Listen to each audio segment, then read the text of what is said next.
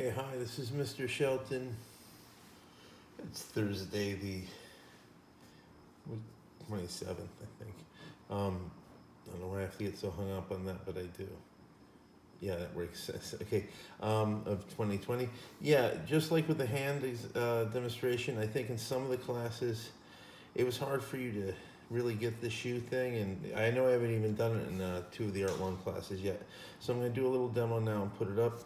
This is the shoe I'll be drawing. Um, you're not going to see it, remember, you're going to place it. So it's a little below eye level, and when you're sitting down, and you want a straight pose like this, straight ahead of you, okay? Maybe a few feet away, 2.5, 3 feet away. So I'm putting mine over there, and you won't see it, but you know it's there. And I'm gonna go quickly because this is a review of what we've gone over in class, or for some of you will go over in class. So remember, step one. Okay, by the way, so what do you have? You have your H pencil. Some of you have 2H, one of the H's. You have your 2B, and then some of you have a 4B, some of you have a 6B, but you're gonna have that. Okay, so you have your H is your light, your B is your medium, and your 2B is medium, and your 4B or 6B is your dark. Now you also have the ebony pencil, save that for the end. Eraser, you really shouldn't use this till the end as a tool.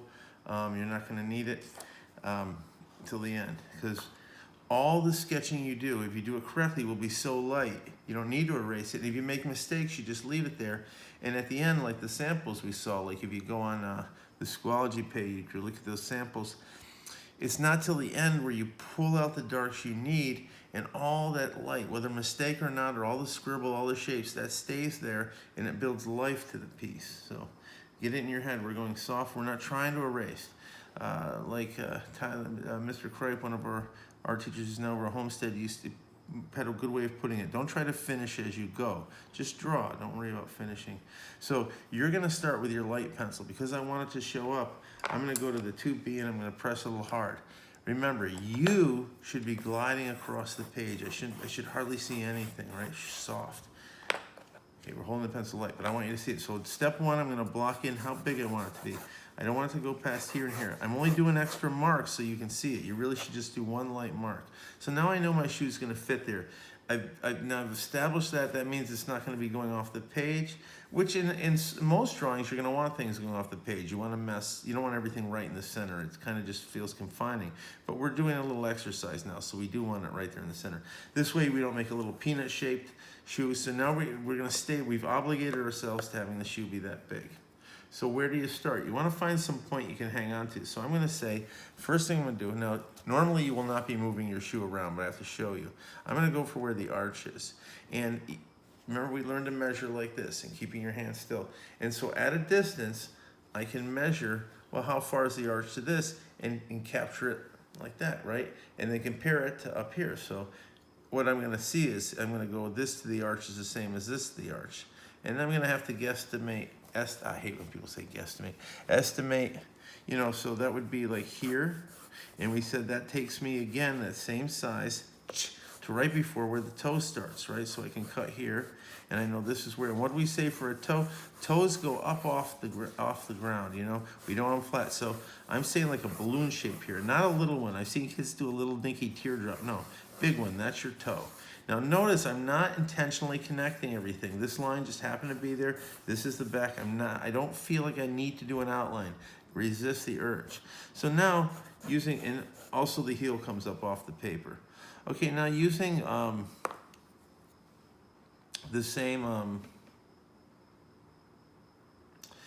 measuring trick like this, we can measure length versus width, like I want to see how high to make the toe. I say, okay, the toe's this big. How many toes across here? 1, 2, so on. And you can do that for various parts of the show. So if I saw 1, 2, 3, 4, 5, 6, it looks like 6. So I'm going to guess. Let me see. I guessed about the here. Let's see. 1, 2, 3, 4, 5. So maybe that's a little big. It should have been 6. So a little smaller here. I know that now. And I can measure, where this is and how much, and this is cool. Now, one thing is, continue to be smart about your perspective. Now, I'm not connecting it all. I'm still going by shapes. You want to stay away from outlining it the whole time. Now, Let me just make sure this is filming. Is it? Yes, it is. God, I've already go 5 minutes and 2 seconds. I better hurry. Now, you notice I'm looking into the mouth here. Some kids I've seen, they don't mean to do it, but they'll look like they're down here, they'll look to the side here. You gotta be consistent. So if we're looking in here a little bit, that means we have to be looking down at the top of the toe to the same extent, in the middle of the shoe. You get what I'm saying? Okay, so we blocked in, now we're finding our shapes, we found our proportions, so double, triple check. Don't assume you're right. Double check, compare this to this, compare all different parts to different parts. Now, we're gonna do the larger details now. So I'm talking about the rubber on the shoe. We're not doing the decals and all that kind of stuff, or the air holes, just the larger sweeps, like maybe the big rubber parts like that, or the heel, you know, the back of the shoe, and do it lightly. I should be doing it darker. Can you guys even see what I'm doing here? Yeah, you can see it, right? And, you know, so I'm finding that there's this part up here. Now, let's leave the laces alone. So for laces, I want you to just do a big blob that covers all areas of lace. Anything doing with lace, just do a big blob like that, and we'll just ignore it for now. Just the whole lace area. And let's focus on other large things. No, don't do any like Nike swishes yet, or those eyelets in the shoe, or anything that's too detailed and small. Just larger sweeps, creases in the shoe. Like, notice if I have a wrinkle in the shoe, it's not just a line on the shoe. It comes from the outside in. You want this to look lived in. Go look at those samples again. All right, and this gets real thick here. Okay, got that. And just little by little, you're finding some of the bigger marks. Now you notice if there's a piece of plastic or something on the shoe, it should bend with the shoe, all right? Remember, don't forget 3 things. Observation, draw what you see, not what you think you see.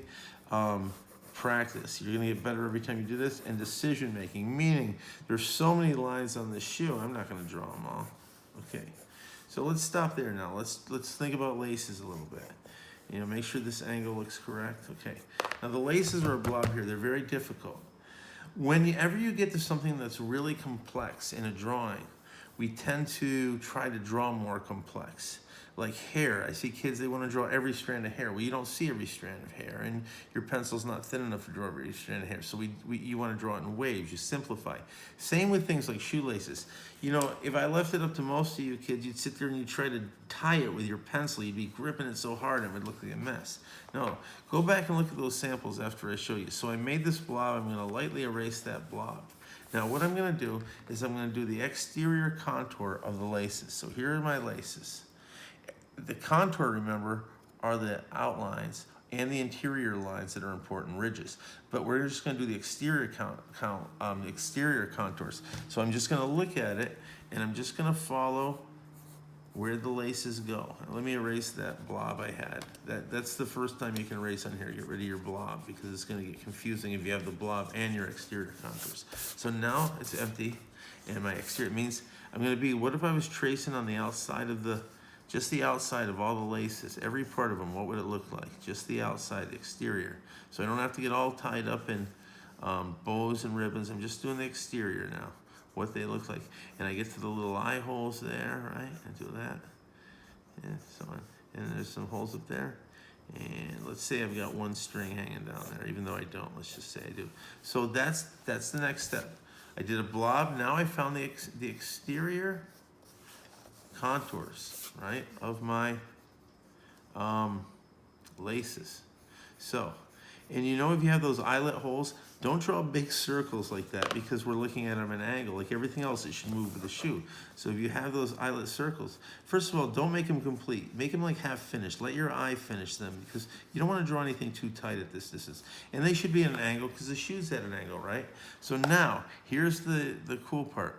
You're not going to draw every line you see in there. You're not going to get all tied up in drawing knots. Just pick, totally based on aesthetic reasons. That means reasons of beauty. Pick a few lines to play with, and don't do like both sides of a line. Let like one feel a little open, and it doesn't have to be every line. Just pick a few random lines that you want to show to represent the laces. Okay, it doesn't have to be too many, and the viewer, the eye of the viewer will see all the laces that they need to see. They're not going to be confused, but you're going to make it a lot easier on yourself by just drawing a few random lines instead of every line you see in that line, and nobody will know the difference. And we'll come back and we'll work on those a little more later when we do our darks and lights. But for now, that's it. So the next step, we're almost there, is to find things like super detail now. Like let's say you have some kind of logo. Let's say you have that Nike swoosh. Put it on there, but don't make it flat. Make it bend with the shoe. If you have any kind of wrinkle with the shoe, it should go through that. You know, let it go with the wrinkle. If the shoe curves because it's used to your foot, right? And let's say you want to do a little let's say you have a lot of those little air holes. Well, don't do them all. Here's what you do. You do a few of them and let them congregate like on an area that stretches, and then they slowly fade. And then you get to a crease and they get a little darker again. And then they slowly fade out. So when you look at those, the illusion is they're all over, right? But I'm just smart about the way I have them swell and recede, swell and recede. You can do it over here too. And that goes for these things like those little lines on the side of the shoe. You can have those, you know, recede, and the implication is they're everywhere, and you're only seeing them on creases or places it gets a little dark. So go ahead and do your little details. Go crazy. You don't have to do it all. Like, no way I'm going to sit and do this whole thing now, but I could, because now here's the other thing. I'm doing this like in a matter of minutes.